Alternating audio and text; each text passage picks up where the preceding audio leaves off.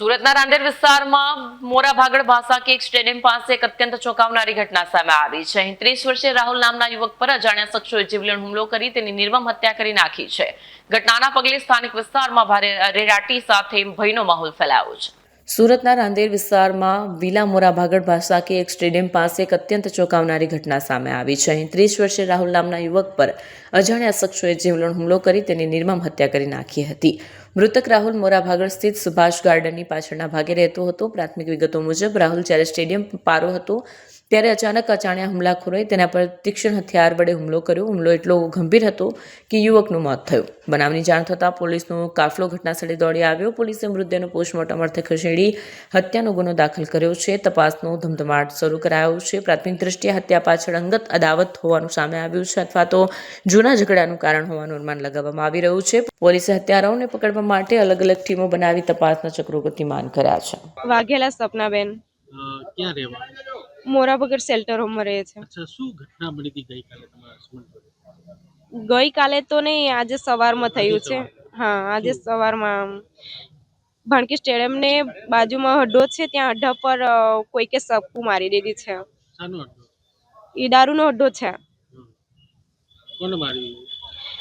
કોણે મારી એ તો મને નથી ખબર, પણ કોઈ માણસ હતો એવું કે છે. તો એમને લડાયા હતા, ખબર ને, તો પાછળથી આવીને મારી દીધી એવું કે છે. તમને ક્યારે જાણ થઈ? મને એમના દોસ્તાર લઈને આવ્યા ત્યારે ખબર પડી કે રાહુલને ચપ્પુ મારી દીધી છે. પછી ક્યાં કોને મારી? કોણે મારી એ કોઈ હશે, મને નહીં ખબર કોણે મારી, પણ એના દોસ્તાર લઈને આવ્યા ત્યારે કીધું કે ચપ્પુ મારી દીધી છે ત્યાં અડ્ડા પર, એવું કીધું. તમારા હસબન્ડ શું કામ કરે? મજૂરી કામ કરે છે. શું માગણી છે?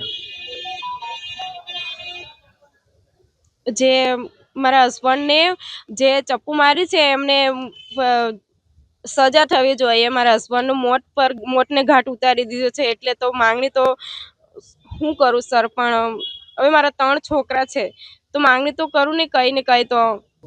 RJ Chaudhari police inspector Rander police station.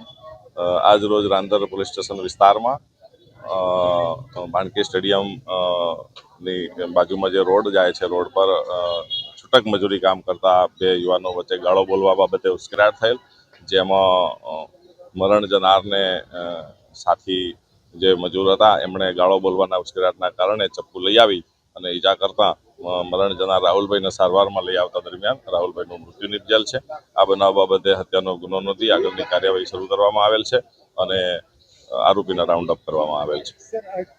ये कौन सी जगह पे पूरी घटना पूरा वारदात हुआ?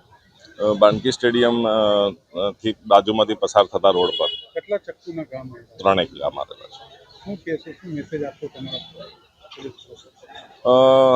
આવા નાની મોટી ઉશ્કેરાટમાં નહીં આવવું જોઈએ અને કંઈ પણ એવું પરિસ્થિતિ હોય, કોઈનાથી તકલીફ હોય તો પોલીસ સ્ટેશન જાણ કરવી જોઈએ કે મને આ વ્યક્તિ ગાળો બોલે છે અથવા તો મને હેરાન કરે છે. તો આવા બનાવને જરૂર નિવારી શકાય.